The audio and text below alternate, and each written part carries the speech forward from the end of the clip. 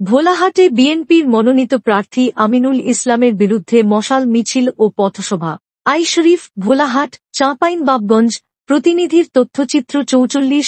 চাঁপাইনবাবগঞ্জ-২ আসনের বিএনপির মনোনীত প্রার্থী হাজী আমিনুল ইসলামের বিরুদ্ধে মশাল মিছিল ও পথসভা রোববার ২৩ নভেম্বর ২০২৫ সন্ধ্যা ৬:৩০টায় আম ফাউন্ডেশন থেকে একটি মশাল মিছিল শুরু করে উপজেলা দক্ষিণ গেটে পথসভায় মিলিত হয়। মশাল মিছিলের স্লোগান ছিল, বয়কট বয়কট আমিনুল হাজী বয়কট।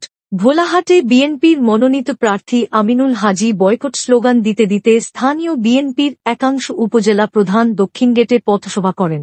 পথসভায় অংশগ্রহণ করেন উপজেলা বিএনপির সাধারণ সম্পাদক মো আব্দুল হান্নান, উপজেলা ছাত্রদলের সাবেক সভাপতি মোসেলিম রেজা, বিএনপি নেতা মো আব্দুল বারী, যুবনেতা ডা মো শহীদুল্লাহ, মো সারোয়ার জাহান, ছাত্রনেতা মো মুক্তারুল ইসলাম সহ অন্যান্য বিএনপি ও তার অঙ্গ সংগঠনের নেতা কর্মীগণ। আমরা আমিনুল হাজীকে ভোলাহাট থেকে ভোলাহাট পাঠিয়ে বয়কট জানাচ্ছি। এই বলে আমার সংক্ষিপ্ত বক্তব্য শেষ করছি। আমরা এই প্রার্থীকে আমরা চাই না, এই প্রার্থীকে আমরা